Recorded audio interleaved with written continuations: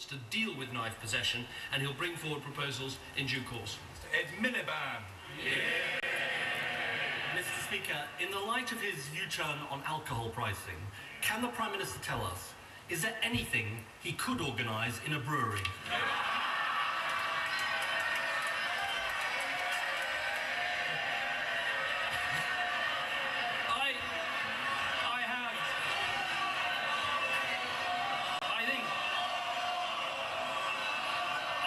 To organise in the brewery in my constituency a party to which he would be very welcome to celebrate that the Shadow Chancellor should stay for a very long time on the front bench.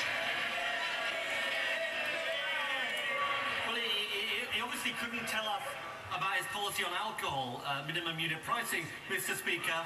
I think the reality is he's just been overruled by the Home Secretary on this one.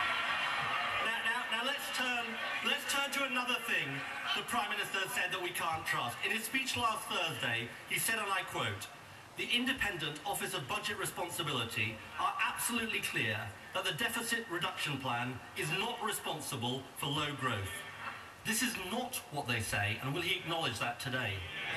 Well, the first point, just returning to his earlier question, the interesting thing, I'll answer his question. The interesting thing about British politics right now is I've got the top team I want, and he's got the top team that I want too. And long may they continue.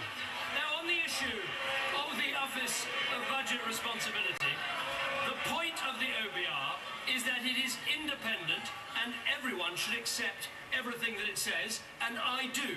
But we should look at what it says about why growth has turned out to be lower than it forecast. And it said this: "We concluded from an examination of the data that the impact of external financial shocks, deteriorating export markets, and financial sector and Eurozone difficulties were the more likely explanations." That is what they said. And to be fair to the Shadow Chancellor, in his own press release, he said that the OBR is, and I quote, "yet to be persuaded by the case that he makes." And I have to tell him, as his plans are more spending, more borrowing and more debt, the country will never be persuaded.